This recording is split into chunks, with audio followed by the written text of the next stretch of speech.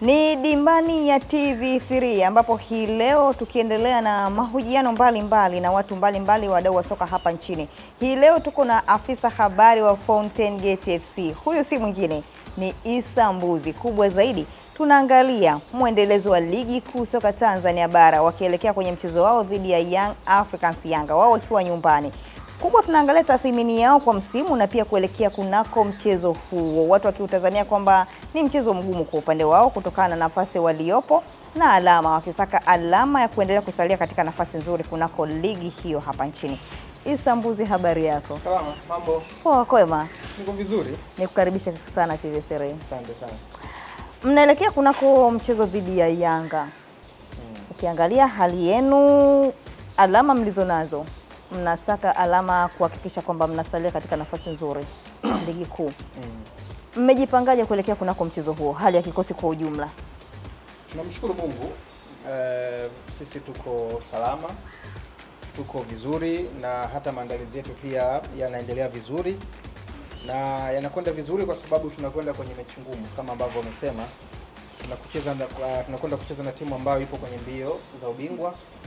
Tunakwenda kucheza na timu ambayo haitamani kupoteza alama yoyote ama kudondosha alama yoyote kutokana na mazingira ya ligi yetu ilivyo, kwa kuwa utofauti yake yeye na mtu ambaye anamfuatia kama wakilingana michezo basi inakuwa ni alama moja. Kwa hiyo kwa vyovyote watakuja wakiwa wamekamilika zaidi, wamejipanga zaidi kuhakikisha wanaweza kufanya vizuri kwenye huo mchezo. Kwa hiyo sisi hiyo tumeichukua kama tahadhari ya kuhakikisha ya kwamba lazima tunajiboresha zaidi ya namna ambavyo pengine tumecheza kwenye mechi zilizopita. Kinachotia faraja ni kwamba wachezaji wote wako tayari, wachezaji wote wako salama. Nilikuwa nimewasiliana na kocha Robert Matano asubuhi ya leo baada ya session ya mazoezi ya leo. Akaniambia hali ya wachezaji iko sawa sawa, morali pia ipo juu, na hata nilipozungumza pia na Mosca Dikilo nahodha jana usiku, akaniambia wachezaji kila wakilala ndoto ambayo wanaota ni kumfunga Young Africans. Hakuna ndoto nyingine yoyote ambayo anaota. Kwa hiyo ikanipa mimi pia nguvu ya kuendelea kuwaaminisha Watanzania ya kwamba mchezo ni mgumu ndio, lakini kwa namna ambavyo wachezaji wanaiota hiyo mechi, kwa namna ambavyo wachezaji wanaitamani hiyo mechi, basi sioni nafasi Young Africans kuweza kufanya vizuri kwenye huo mchezo kwa maana ya kuweza kupata alama tatu. Yaani ushindi wao wakipambana sana basi itakuwa ni sare, kwa sababu sisi hatuhitaji sare lakini tunahitaji kupata alama tatu. Mchezo wa raundi ya kwanza dimba la KMC mlipoteza kwa bao 5-0. Yes. Na sasa hivi ni Tanzanite kwa raha. Yes. Labda kwa ripoti ya kocha mnaingia na tahadhari gani kuhakikisha kwamba yale makosa yaliyofanyika katika mchezo wa raundi ya kwanza hayajirudii ili kuweza kutimiza kile ambacho umezungumza? Unajua mchezo wa raundi ya kwanza ambao tulifungwa pale KMC Complex mabao 5 ulikuwa ni mchezo wa tofauti na huu ambao tunakwenda kucheza. Wakati ule tulikuwa tunaamini hata kama tukifungwa hii mechi, hata kama tukitokea tumefungwa, basi tutakuja kufidia magepu kwenye mechi zinazofuata huko mbele, kwa sababu mechi zilikuwa ziko nyingi. Lakini Fatuma, tunapozungumza zimebaki mechi 4 tu. Yaani tukicheza na Yanga zitakuwa zimebaki mechi 3. Kwa hiyo ukifungwa na Yanga maana yake ni kama jidumbukiza mwenyewe kwenye mamba. Kwa hiyo tahadhari ni kwamba tunakwenda kucheza mechi ngumu, mechi ambayo sisi tunauhitaji nayo sana. Sisi tunajiona tunauhitaji zaidi Young Africans wanavyohitaji hiyo mechi, na ndio maana tumepanga na sisi kuwatibulia mipango yao kama ambavyo walitutibulia sisi kwenye mechi iliyopita. Mfano ile mechi iliyopita tungeshinda ama tungepata sare, pengine tungekuwa tuna alama 30 kwa sasa, pamoja na mambo pia yangekwenda vizuri.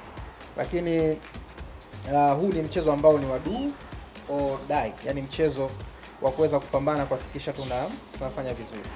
Nafasi ya 9, alama 29. Mnahisi mnaweza mkasalia kunako ligi kuu na mkitazamia mechi mnazoenda kumalizia, mkimalizana na Yanga, mechi zinazofuatia mna JKT, mna Pamba, mna Azam FC mechi ya mwisho.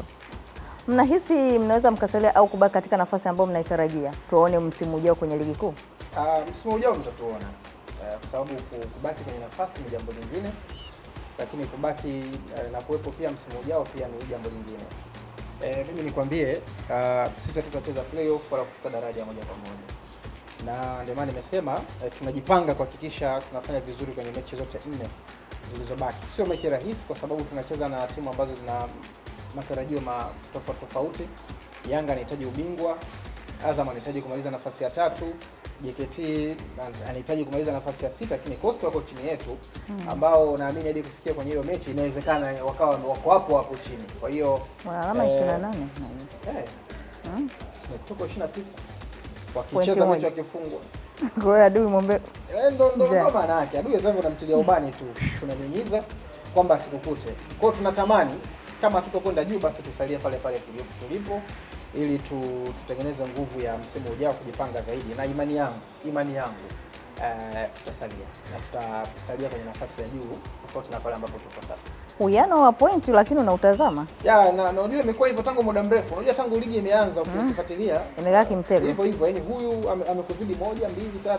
Kwa hiyo kitu ambacho nakiamini ligi itamalizika hivyo. Inawezekana bingwa akapatikana kwa tofauti alama 1, tukishuka daraja pia akawa na tofauti alama 1. Playoff pale inaweza ni magoli ama alama 1. Kwa sisi pia tunaweza tukashika nafasi ya 6 pale kwa tofauti ya alama 1 pia, na mtu ambaye atafuatia nafasi ya 7 hapa chini. Nafasi ya 6. Nafasi ya 6 tutamaliza kwenye nafasi ya 6. Mwezi wa 5 tarehe 25 saa 1 kamili za usiku. Tan Football wakisha update ule msimamo nipigie simu. Isambuzi mpo nafasi ya ngapi? Tutakwambia mama tuko nafasi ya 6. Tutaprint msimamo sasa hivi. Hapo wakati tunaongoza ligi amkuprint nyinyi wanahabari mlivyokuwa na roho mbaya. Hivi kama hivi amkumbuki kama sisi tuliongoza hii ligi. Au tunasubiri siku tukiwa kwa mkiani ndo mpendi na mtuposa. Ile si ilikuwa kwa muda tu. Issue zao kwa muda, historia inabaki kuwa kwamba Fountain Gate waliwahi kuongoza msimamo wa ligi kuu soka Tanzania bara msimu wa 2024-2025. Mwenye ligi yao walikuwa hajarejea wanasema. Lakini nani? Ambao wanashikilia hiyo si haijalishi hiyo. Hiyo haijalishi kwamba sisi tulikuwa tuko juu, Simba, Yanga wote tunawatazama hivi tunawachungulia. Wako chini tunapigwa na baridi juu. Watu wengi wamezungumzia swala la kocha Robert Matano ambaye kuna baadhi yani wameangalia baadhi ya mechi hawajamuona. Wengine wakisema kwamba labda mmemfukuza kocha bila taarifa, hawamuoni wakitazamia sasa timu nafasi iliyopo na kocha alikuwa angalau anaipeleka katika nafasi nzuri afu atumuone kocha vipi. Mimi napenda na nimefurahishwa kwamba kuona unajua watu kumbe wanatufuatilia na wanaipenda timu yetu, na kumbe mechi zetu ni miongoni mwa mechi ambazo zinafuatiliwa zaidi. Matano yupo Babati sasa hivi. Anafanya maandalizi kuelekea kwenye hiyo mechi. Kilichofanya sionekane kwenye zile mechi mbili ni matatizo kwa kifamilia, lakini pia alikuwa anaumwa. Kwa hiyo akawa ameshindwa kusafiri. Unajua tulisafiri safari ndefu Babati tu Kigoma kilomita 925.5, Kigoma tu Mwanza kilomita almost 600 huko ngapi. Kwa hiyo kwa umri wake na afya yake ilivyokuwa ikalazimika asubiri sisi tuende tukacheze na turejee na aendelee na majukumu yake. Kwa jukumu likabaki kwa Jakustam, Amri Said Juma pamoja na Khalid Adamu ambaye ni mshauri wa benchi la ufundi pamoja na mtu wa saikolojia. Hao ndio walibaki kwa walikuwa na majukumu ya kuiongoza timu kwenye mechi zile mbili ambazo tulikuwa away. Timu ilivyorudi Matano mwenyewe Simba alirejea kwenye usukani wa kuiongoza timu. Kwa anaandaa timu yake kuelekea kwenye mechi ya Yanga. Ndio maana nimesema na yeye pia ana hasira. Sababu si Simba. Matano si shabiki wa Simba. Wote mnajua hilo. Na alisema mwenyewe. Alisema alipo wazi. Kwa Simba anajiandaa kucheza na Yanga. Kwa ni Simba na Yanga vita. Na watu waliongea kusema shabiki wa Simba. Unajua wenzetu unajua wako rile. Unajua yule ni mtu wa Mungu. Kwa hiyo alichokisema ni ukweli. Kuliko angekaa nalo tu moyoni hivi yani. Mimi ni shabiki wa Simba na kwenda kucheza na Simba na alipata alama kwenye mgongo wa Simba. That's football. Kwa hiyo yes ni Simba na kwenda kucheza na Yanga na apata alama kwenye mgongo wa Young Africans pia. Kwa hiyo itachezwa hiyo mechi bila shaka. Kwa Simba na Yanga watu wataiona kule. Pale kwa Tanzania. Na labda tutazamia kwamba kukosekana kwa Robert Matano kwa baadhi ya mechi, tukiangalia hata mechi 3 zilizopita tangia ligi ilivyosimama ikarejea. Ilisimama kidogo ikarejea. Matokeo mlioyapata sare ugenini, baadaye mkaja mkafungwa mechi 2 tena. Jumla mechi 3 mkawa mjapata matokeo mazuri. Kutokuwepo kwa Robert Matano labda ilipelekea kutokea hili au kulikuwa na changamoto gani katika mechi hizo? Kwenye mechi ambayo tulifungwa na Singida nyumbani Matano alikuwepo, mechi tulifungwa na Kigoma hakuwepo, mechi kutoka sare Mwanza hakuwepo. Yaani hakuwepo kimwili. Lakini kiroho, moyo, akili pia aliendelea kuwa nasi kwa sababu mipango yote ndio ilikuwa anaimonita na kuwapa maelekezo kwa Jakustam ili tuweze kufanya vizuri kwenye zile mechi. Kwa hiyo alikuwa kiroho lakini kimwili hapo pale kutokana na maradhi. Na tutazamia sasa kwa ujumla kwenye swala zima la nafasi mliopo msimu wa ligi huu unaenda kutamatika kama tunavyofahamu. Mkicheza mechi na Yanga mnabakisha mechi 3 hivi. Mnahisi kile ambacho mlikidhamiria katika msimu huu mmekitekeleza hata nusu au kitimiza hata nusu kama mlivyopanga? Malengo hayajatimia. Malengo mama hayajatimia, sababu lengo mama lilikuwa ni kuwa bingwa, ndio ilikuwa ndoto yetu. Haikutimia, licha tulinusa. Unajua kuongoza ligi pia unajua umenusa. Ila ligi hizo usijitate sana, ligi ilikuwa haijachanganya. Haijachanganya vipi? Haijachanganya vipi? Mechi siku 10 ngapi? Haijachanganya vipi? Mliongoza ligi. Tulinusa harufu ya msimamo, tuliunusa ubingwa. Tukanusa kukaa kwenye nafasi ya pili, ya tatu, ya 4. Sasa hivi tuko nafasi ya 9. Kwa hiyo malengo ya ubingwa yalishindikana, malengo ya kupata nafasi moja kati ya 4 za kwenda kimataifa nazo zilishindikana.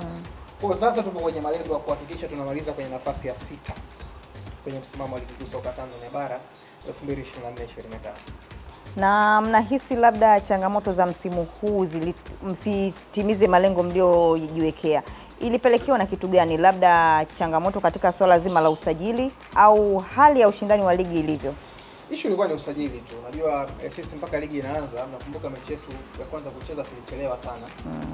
Tulicheza mechi ya pili afu tukarudi kucheza mechi ya kwanza na Namungo. Kilichosababisha ni mambo ya usajili, ikapelekea tusiwe na kikosi kipana hivyo. Tuna wachezaji wengi wa ndani. Kwa hiyo kimsingi walifanya kazi nzuri. Duru ya kwanza wakavuna alama 20 sio haba. Kwa hiyo naamini kama tungekuwa hatukupata hizo changamoto za usajili, naamini sasa hivi tungekuwa tunazungumza jambo lingine. Top 4 nafasi ya pili, ya 3 huko. Ingekuwa jambo rahisi kabisa tu kwetu. Lakini unajua alipangalo Mungu binadamu hawezi kupangua. Kwa hiyo Mungu alipanga hivyo na ikawa hivyo. Kwa hiyo tumejifunza kwenye kile. Naamini tukimaliza nafasi ya 6 pale tutakuwa na muda mzuri sana wa kutafuta wachezaji wengine wazuri na bora ambao wataifanya squad yetu iwe miongoni mwa squad ambazo zitasumbua msimu ujao. Na hakika Fountain Gate ni timu ya kuchunguzwa na kutarajiwa kufanya makubwa kwa next season. Kuangania msimamo kama mlivyofanya msimu mkatoka, lakini msimu ujao watu wasubiri tu. Mambo yasijui tu usajili sio ndio walituangusha, lakini next season insha Allah Fountain Gate ni timu ya kuchungwa. Msimu wa 2024 2025 26. Na ni kitu gani ambacho mmekibeba kwa msimu huu kuhakikisha kwamba msimu ujao mnafanya makubwa ambayo mliyatarajia kuyafanya msimu huu na hamkuyafanya kwa msimu ujao? Kikubwa ni kuhakikisha ukipanga malengo lazima uyatimize. Lakini ili uyatimize malengo lazima uinvest, kwa maana ya kufanya usajili bora, usajili mzuri, usajili wa wachezaji ambao ni continental material. Nikisema continental maana yake ni wachezaji ambao wanaweza kucheza timu yoyote na mashindano yoyote na wakakupa kitu. Kwa hiyo ni kikubwa sana ambacho tumejifunza na naamini tutakifanyia kazi kwa msimu unaokuja. Isa, tumezungumzia swala la usajili. Hivi unaamini katika swala zima la usajili wa tunasema klabu kongwe zinapoacha wachezaji, klabu hizi ambazo zimepanda ligi kuwachukua wachezaji walioachwa na klabu kongwe, wengi wakisema kwamba wengine ni kutokuwa na hela za kutosha au wengine kusajili wakiangalia kiwango cha ule, yani bila kuangalia kiwango cha ule mchezaji. Wewe unaamini katika lipi? Timu kutokuwa na hela kumchukua mchezaji au kiwango kusajili bila kuangalia kiwango husika cha mchezaji aliyeachwa? Hivi unajua kuwa wachezaji hawa wanatoka kwenye hizo timu ndio wanaongoza kwa kulipwa fedha nyingi kwenye hizo timu. Naamini ndio. Ila wengine si wanapunguzwa wanaachwa kutokana na ubora. Yaani mimi siamini kama wachezaji wote wanaoachwa kwenye hizo timu kongwe kwamba wanakuwa wametupa kiwango. Sometimes tu ni siasa za huo mpira. Wao zinapelekea wachezaji wakaachwa na wakaonekana kama maisha, lakini mbona wameoutshine katika klabu zingine? Wachezaji mpaka leo wanadumu na wanafanya kazi nzuri. Mimi siamini katika hilo, kwa sababu fedha ambayo utamnunua mchezaji aliyetoka kule inaweza kani mara mbili ya mchezaji ambaye utakayemnunua kutoka stendi labda Gold ama timu za madaraja ya FA. Mwenyewe ameshaanza kunusa labda mapema. Tumeshaanza tumejifunza sisi. Yaani next season ni continental material. Continental material. Yaani Mungu tu ajalie uzima. Tumalize kwenye nafasi yetu ya 6. Tusalie kwenye ligi salama. Mtaona vyuma ambavyo tutavishusha kutoka kwenye klabu hizi kubwa. Klabu kubwa tutaangalia nani anafaa. Unajua sisi pia tuna falsafa yetu ya uchezaji. Ndio. Sio timu ina enjoy soka ile. Kwa sasa hivi. Kwa hiyo lazima tuangalie nani anafaa. Kuna wachezaji mfano kama kina Shwaboy wale ndio materials za kucheza Fountain Gate. Sisemi kama tutamsajili, lakini tunatamani kuwa na wachezaji wa design ile kwenye timu yetu, kwamba mchezaji ambaye atakuofa football. Yaani unajua mchezaji anacheza mpira mpaka mwenyewe unaenjoy. Mnahisi kama mkiangalia hivi wachezaji umeshataja Sure Boy na watu watamaki hilo kwamba msimu ujao Sure Boy huenda ikawa tukamwona Fountain Gate. Kwamba Sure Boy atakwenda Fountain Gate. Nimesema tunatamani kuwa na wachezaji wa material ya Salum Abubakar. Sure Boy ni mchezaji mzuri, ni miongoni mwa wachezaji ambao wamezaliwa kuwa na kipaji kikubwa sana, licha kwamba nchi tu haimpi heshima yake ambayo anastahili kupewa. Kwa akiridhia kuja Fountain Gate, sisi tutamfanya kuwa mfalme. Na unahisi wachezaji wakongwe katika ligi waliopita katika timu mbalimbali kwenda katika timu ni kuleta hamasa au kuinyanyua ile timu kufikia katika malengo? Ni kazi yake. Unajua mchezaji ni kazi yake. Unajua mchezaji hatakiwi kuchagua timu ya kuchezea. Anatakiwa angalia maslahi na project ya hiyo timu. Wakati mwingine tunaamini wachezaji wakitoka kwenye hizo timu kongwe wanakuja ku boost hizo timu za madaraja ya huko ya kati, lakini wakati mwingine ni sio kweli. Wakati mwingine unaweza kumchukua mchezaji kutoka kwenye hizo timu kwa ajili ya biashara, labda na plani yako ya kibiashara. Which kwa sisi tukichukua mchezaji kutoka kwenye hizo timu hatuendi biashara. Sisi tunahitaji mchezaji ambaye atakuja kuisaidia timu yetu. Sasa hivi tuhamie kwenye upande wa swala zima la soka la vijana, ambapo tunaona vijana wengi wakichipukia katika klabu mbalimbali na kwenda kucheza soka la nje. Tukitazamia kama kwa mfano Suleiman Mwalimu ambaye ametoka. Kwa upande wenu hili limewanufaisha vipi na mnajipanga vipi kuhakikisha sasa mnawanyanyua vijana wengine wengi zaidi ili kutoka kucheza soka la kimataifa? Manufaa yako ni kwenye magrupu matatu ama kwa aina tatu. Moja, tumefaidika kwa sababu tumepata fedha, lakini mbili, tumejitangaza sisi kama timu kwamba sisi ndio sababu ya Suleiman Mwalimu kushine na kupata hilo dili. Lakini tatu, tumewaaminisha pia Watanzania kwamba kumbe project za soka la vijana ambazo Fountain Gate tunazifanya sio yet sio nini, basi zinaleta tija. Kwa sababu Suleiman Mwalimu ni kijana mdogo na ashawahi kucheza timu yetu ya Fountain Gate wakati yuko championship kabla hajakwenda KVZ ya Zanzibar. Kwa hiyo yeye pia ana reflect kile ambacho sisi tulikuwa tunatamani kitokee kwa vijana wetu, na ndio maana kwa sasa pia tumetanua wigo wa kutengeneza center nyingi za soka kwa vijana Morogoro, Dodoma pamoja na Mwanza. Hiyo yote ni kuhakikisha basi fursa pia tunatoa kwa vijana wengi ambao wanatamani kutimiza malengo yao kupitia soka. Kama ambavyo unajua Tanzania kuna academy chache ambazo zenye uwezo wa kuwachukua wachezaji, kuwapa nafasi na baadaye wakafanikiwa. Mfano kwenye timu yetu kubwa kuna wachezaji ambao wametoka kwenye academy yetu, Sadiki Saidi Ramadhani, Hashim Kendemile, Hassan Mei, kuna vijana tumewapandisha juzi, Afadhili Kisunga, kipa mbali Daka mechi na KMC. Wote hawa wametoka kwenye project zetu za vijana. Kwa hiyo zinatulipa. Kwa hiyo ikitokea siku Kisunga ametoka kaenda timu nyingine, unaona yes, tumefaidika kwenye ile investment ambayo tumefanya kwenye soka la vijana na kuongeza nguvu ya kuendelea kufanya vizuri zaidi ama kuendelea kufanya zaidi ama kutengeneza vijana wengi zaidi ambao watakuja kuwa na impact kwa timu yetu, timu zingine na taifa kwa ujumla. Na labda mna scout ambazo zinasaidia kutafutia hao vijana timu nje ya Tanzania? Yes, scouting zipo. Tuna mashirikiano na nchi mbalimbali ikiwemo South Africa, Spain, Denmark, Sweden.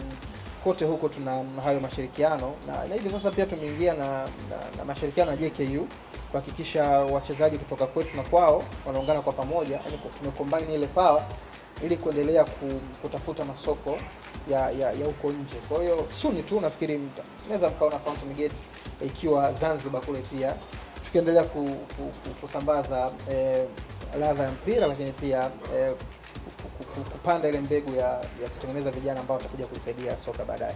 Na labda kuna vijana wameshaanza kutoka kwenda kufanya mazoezi nje japo ametangaza. Kuna kijana anaitwa Eric yuko Spain. Huyo Eric bwana amecheza mechi 14 huko Spain. Huko Spain kwa ligi ya vijana ya under 19 ya Sevilla. Okay. Kafunga mabao 20 plus, not 20, 30 plus. Mechi 15, 16, 17 hapo. Lakini ana 30 plus goals. Ni goal machine. Ni mchezaji ambaye anafunga. Kwa hiyo ile inatupa tija. Kina Mary Aaron walikwenda pia kwenye academy ya Sevilla, wamecheza, wamerudi. Kwa hiyo wapo kuna vijana wako Mali, kuna vijana wako Marekani wanasoma pia na kucheza soka. Kwa hiyo tunajivunia, na nafikiri kabla mwaka huu haujaisha pia wapo vijana pia wataondoka na kwenda kwenye mataifa hayo kwa ajili ya kusoma na kucheza mpira. Tumalizie kwa una neno gani sasa kwa mashabiki wa Fountain Gate FC katika mechi zilizobakia? Mnaenda kuvana na Yanga, kubwa kitazamia mchezo huo na ule mchezo wa mwisho dhidi ya Azam FC. Mtabaki kauli yetu watu wa Manyara na Babati tunasema Yanga atatamba kwake, yani atambe pande zake. Ule ni mchezo ambao hawezi akashinda. Sisi tumekubaliana ya kwamba tunaungana kwa pamoja kuhakikisha nchi inafurahi. Tunataka kuifurahisha nchi. Tunataka kuifurahisha nchi. Sababu kuna mechi kubwa mbili kwenye hii tarehe 20 Zanzibar, kuna mechi ya kitaifa. Alafu baada ya hapo taifa litahamia Babati kwenye shughuli nyingine ya kitaifa. Kwa hiyo tunataka tulifurahisha taifa kwa kumfunga Young Africans, na taifa litafurahi. Na ndugu zetu kule Wanzabe tumewaambiwa tuandalie mishikaki, nyama za polini wakiwemo chura, ili tuwalishe watu mishikaki waweze kuenjoy, kwa sababu kwetu sisi Wanzabe chura ni kitoweo kizuri na chura analika.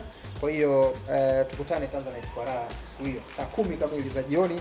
Mbungi itapigwa pale, ikifika 12 hivi sisi tushachukua zetu alama 3. Nchi imefurahi, upande mwingine wamepata huzuni na mambo mengine yanaendelea. Sisi tunataka alama 3 ili tufikishe alama 32 ili tupumue. Na hakuna ambaye anapaswa kutupa alama 3 kwa kipindi hiki zaidi ya Afrika.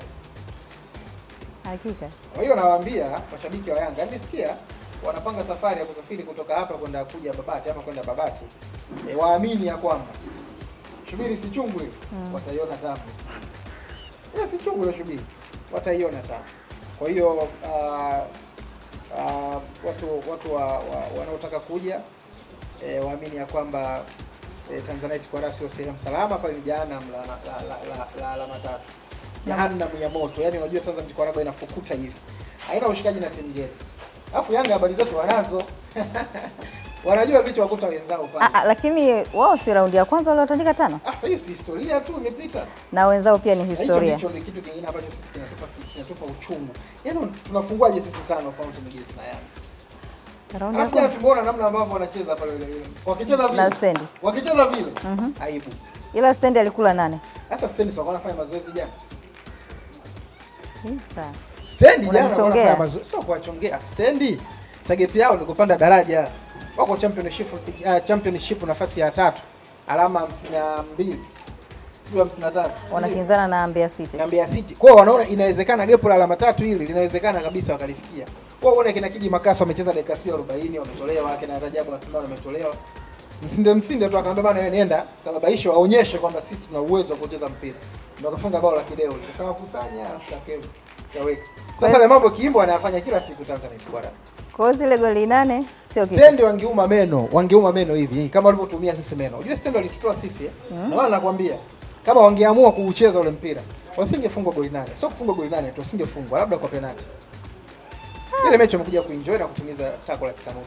Kwa hiyo wakicheza vile walivyocheza Young Africans, aibu Tanzanite kwa raha. Na sisi tunaomba Pacome awepo hiyo mechi.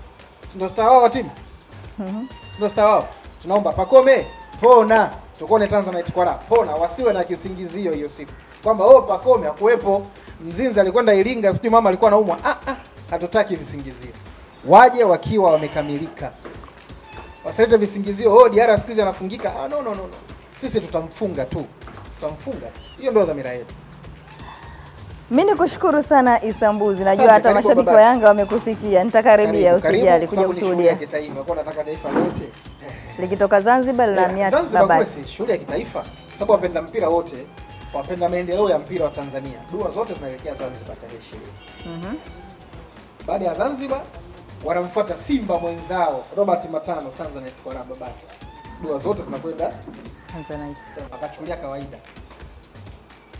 Lakini Kisugu alichukulia kawaida. Kama Kisugu nyinyi timu bora mjakutana na Fountain Gate. Mpaka ucheze na Fountain Gate ndio utoke useme sisi ni bora. Kama hujacheza na Fountain Gate huwezi kuwa timu bora. Yaani sisi ukitufunga tunasema yes kwa leo ni timu bora, umetufunga ulikuwa bora. Yanga sio bora kama hajacheza na Fountain Gate raundi ya pili. Tutaprint msimamo usijali kama ulivyosema.